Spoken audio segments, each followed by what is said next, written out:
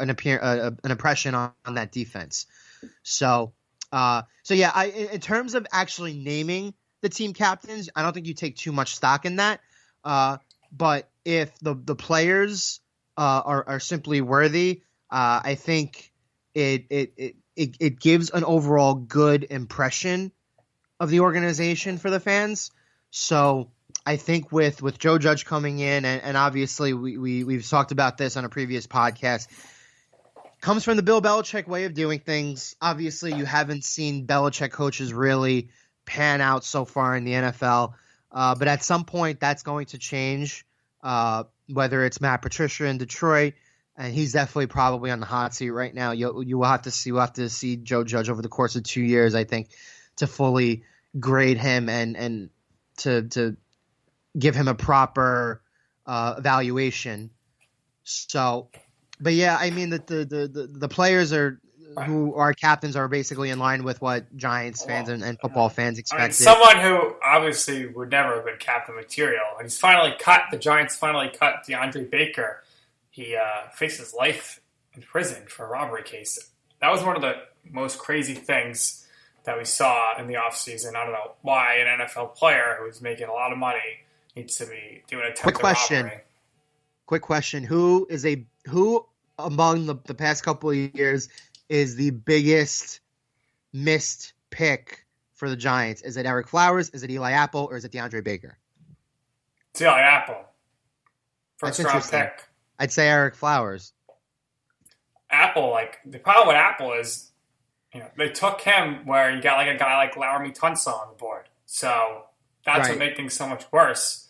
And that led to the end of Jerry Reese. So I'll go with Eli Apple. Baker, I didn't have any high hopes for him, and he, I guess, is probably not going to be playing anytime soon. Did you see this? Manchester United's had a few players who they got sent home because they were trying to sneak in some Icelandic models into their team hotel. I mean, with everything going on in the world, if you're a single dude who's a professional athlete, wouldn't you want to do the same thing? I mean, it's at this point, it's probably worth it, right? I mean, depending on your perspective.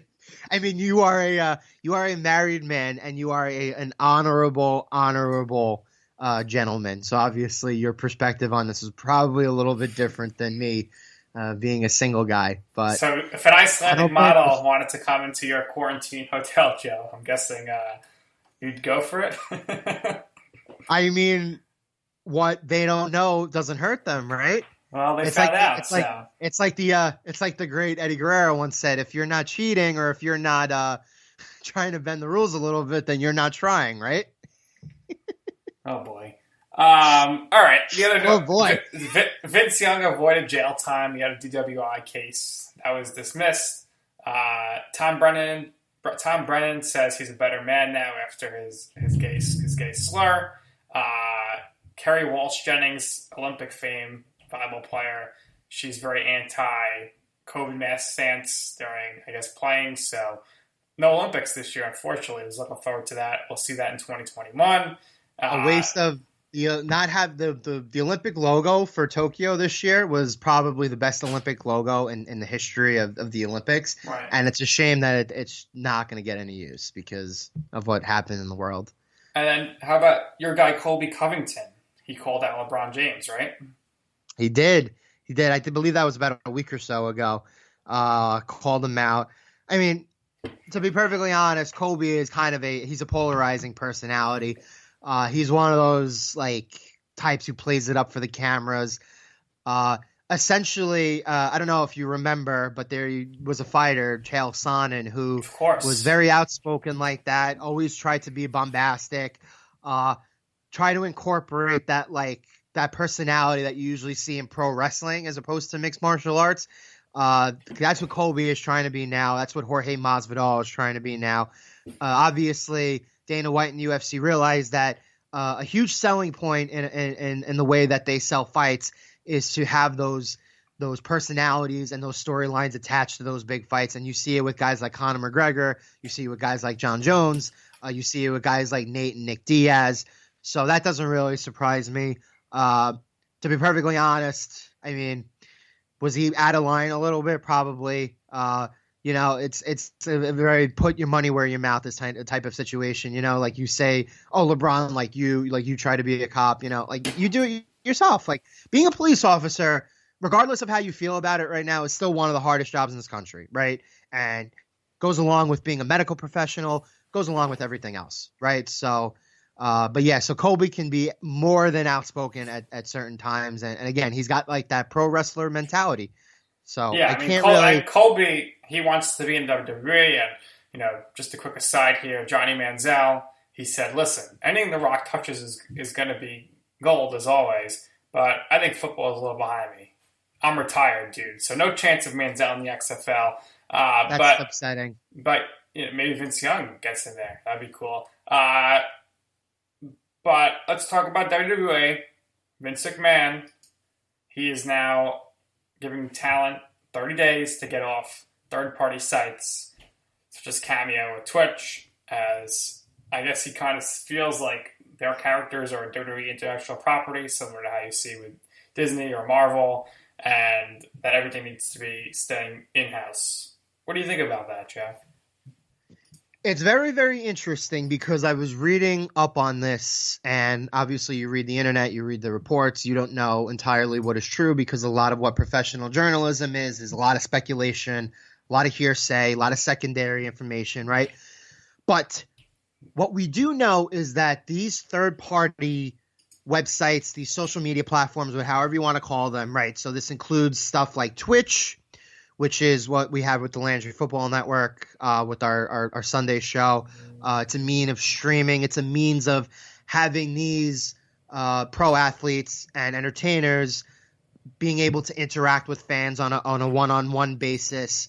That's also what Cameo is. Obviously, Cameo is you pay for a certain period of time, and these people charge however they feel like their going rate should be, and basically gives you an opportunity to briefly interact with these like performers and get like special messages, and they're not only used to interact directly with fans who want to interact with them, they're obviously used for birthday gifts too, and a lot of special wrestlers like who like to do the video gaming stuff like Rusev and Adam Cole, they stream their video game stuff online, and they're able to play with other fans.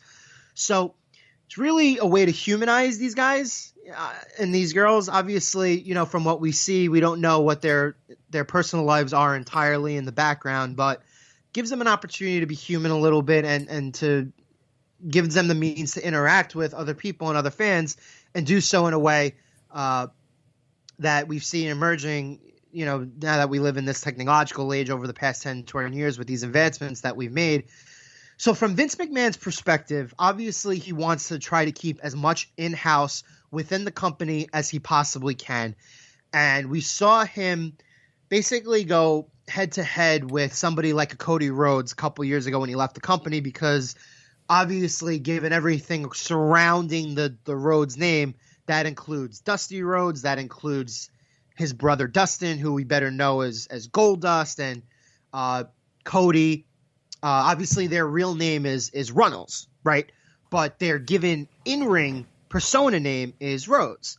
So there was a bunch of controversy surrounding that over the couple years ago, and some of the matches and some of the creative copyright, some of the matches and the pay-per-view names that Dusty was creating, which includes Bash at the Beach. There was how about he can't even be called Cody Rhodes. He's just Cody. Right. It's one of those things where Vince tries to keep as much intellectual property within the confines of WWE as he possibly can. And from his perspective, he is a master businessman and he is a master promoter. He has always been a promoter, right? Throughout the course of wrestling history, we've seen it with Paul Heyman, his interviews and his in-ring promos. We've seen it with Eric Bischoff and his in-ring promos and his interviews outside the company, and you see it with all the pot shots that Impact Wrestling, with AEW, all these they take shots at WWE all the time, and it's become kind of like it's been a lot of butt of jokes. It's truthfully what it's come to, but if you're Vince McMahon, right, and you have Ric Flair signed to contract and you have Charlotte Flair signed to contract, wouldn't you want to own the rights to the Flair name? Do you know how much money is in that? And again, like with Ric Flair, he sued because everyone knows he's the man, and then there was that whole thing with Becky Lynch. He is the man, and his obviously his real life last name is not Flair. It's spelled a little bit differently. I believe it's Eghr or something very, very similar to that. But again, it was kind of like the situation that we saw break out with Cody, and it was like that tit for tat intellectual property, going back and forth to like dispute, and obviously WWE has the highest quality lawyers to take care of this stuff. It's a crazy thing because, if everyone wanted to put their pride aside and join forces, they can make more money. Like, for example, let's say they wanted to do a Marvel and DC movie together. You don't think that everyone would get really rich off of that? Everybody would get stupid rich, but again, it's just a matter of being able to come together in a room and discuss the financial details, the copyright details, the trademark details, and so it's a good thing you bring up again the whole how this is an extra means of performers making money. Paige is another great example of this. So Paige had to retire early because she had neck issues and lingering neck issues like Daniel Bryan and Edge had that simply would not permit her to compete in the ring. Like the WWE doctors were never going to clear her as is during this period of time. And even if she went to another company, no company is going to clear her. Her neck is just in terrible shape. She uses Twitch as a platform. And I forgot the exact number, but I read a report saying that for her financially, I believe she makes up to 5 figures extra over the course of a given year because she has a huge audience.